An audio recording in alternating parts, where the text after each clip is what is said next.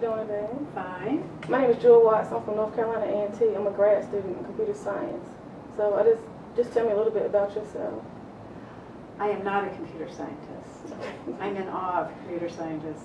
I'm a social scientist, Okay. and I study the inequities in the field. So I've studied why so few women are in computer science, and now I've been studying why so few African American and Latino students are studying computer science, learning computer science in high school.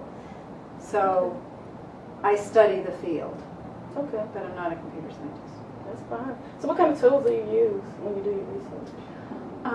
We interview students. Like when I studied gender at Carnegie Mellon, I interviewed students for 4 years. So I followed them from their first year through their senior year. Okay.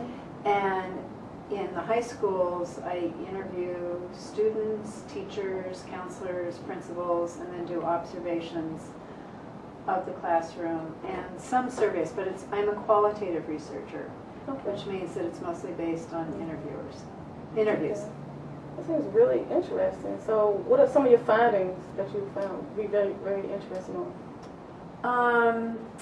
Well, the findings on gender are in this book, Unlocking the Clubhouse, that I wrote, and the findings on race are at the high school level are in Stuck in the Shallow End, which is a new book.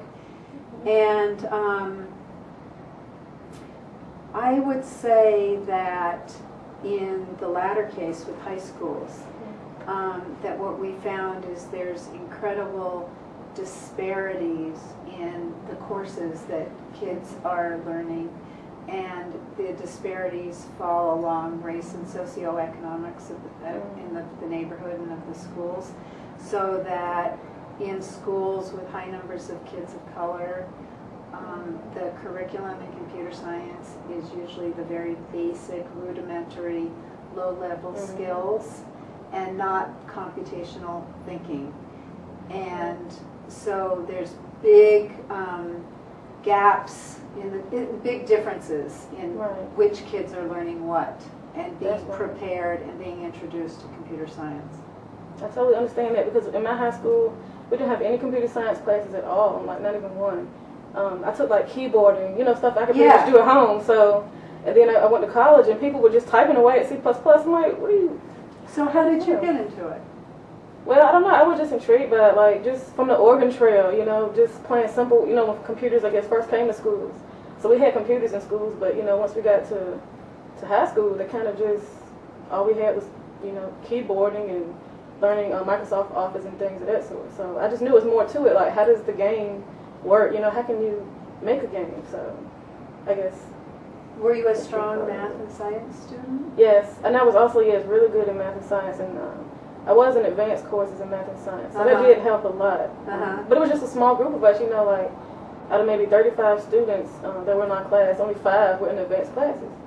So that did help, being good in those areas. And then you took your first computer science course in college? Right, very first one. Huh. So. And you liked it?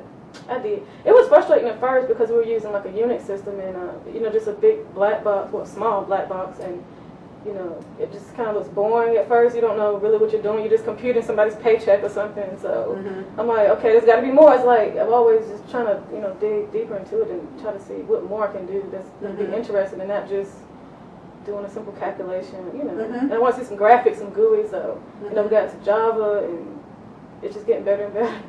Wow. So what are some things you think that could help schools get students more involved in math and science and computer technical fields? Well, I think teachers are really key, and there has to be really good, high-quality teachers. And they need to know both the content of computer science and pedagogy to make the field really interesting and engaging for kids. And so they can't teach it in the same old way, and they can't teach it to a very narrow band of students. They need to really make computing engaging, make different groups of kids see how it's relevant and meaningful. You know, if you want to go into film animation, or if you want to do genetics research, to know computer science, you really have a jump start, and it opens up doors. And so teachers are really key. And the other thing is, because in many school districts, computer science is not considered part of the academic core, but it's more a vocational course. That the subject has to be reclassified, and that's a political battle that we have to wage with departments of education. And so once it's considered an academic core course, and we have teachers in place that really can teach the course in a new, innovative way, in schools with high numbers of kids of color, I think that it would make a huge difference.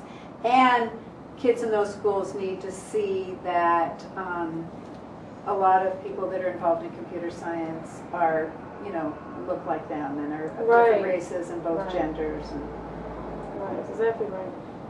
Some people, I guess, have stereotypes. They think you have to be like a total nerd or a total geek to be in computer science, and it's not true. We have people that's in Greek organizations. You can do the same thing everybody else is doing. So. Right. But many people don't know that much about what computer science is, and so they have the stereotypes, and so a lot of work has to be done to cut through that.